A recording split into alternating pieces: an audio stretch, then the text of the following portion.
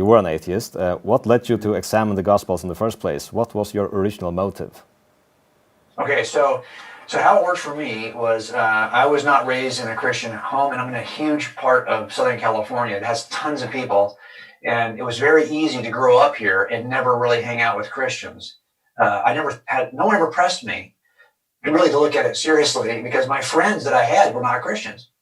And, 20 million people in a county like this, we actually can pretty well hide in these little pockets of communities, right? So I had no interest. Now, my wife, though, she was raised kind of in a cultural background in which she believed that God existed. She was aware of the Christian story. But for 18 years that we were together, we never discussed it. I never saw that coming, that she would have an interest until we had kids.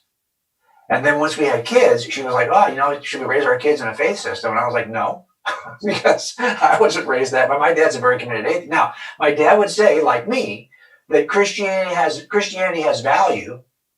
Every religion has value in the sense that it provides a moral structure for raising kids. So he'll go to church.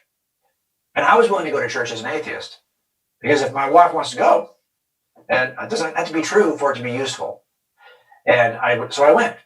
First time walked into an evangelical church, sat down, listened to the pastor, and that day, for whatever reason, he made the statement that Jesus was the smartest man who ever lived. And that provoked me to buy a Bible.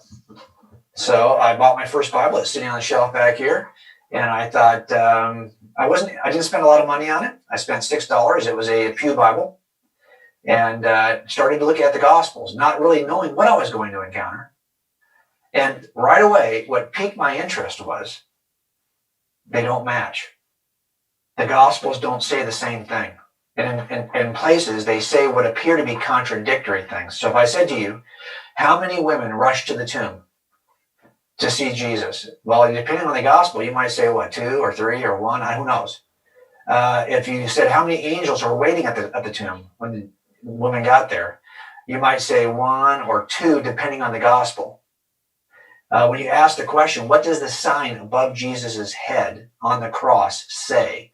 You can read all 4 Gospels. They all say something slightly different. And nobody sought to harmonize those. No one etched that stuff out and made them all line up. That, to me, was interesting because I've been working with eyewitnesses for years. And eyewitnesses never, ever agree. And sometimes it's like you're scratching your head. How can they be so different? But in the end, as a detective, we puzzle these things together and we get the most robust picture of what happened on the day of the crime by basically bringing in all the details from all the allegedly contradictory eyewitnesses. So because I knew that eyewitnesses, if they're reliable, they're not going to agree. When I looked at the Gospels, I was like, maybe I should examine this because, man, if it's fiction, it should be lining up better than it is right now.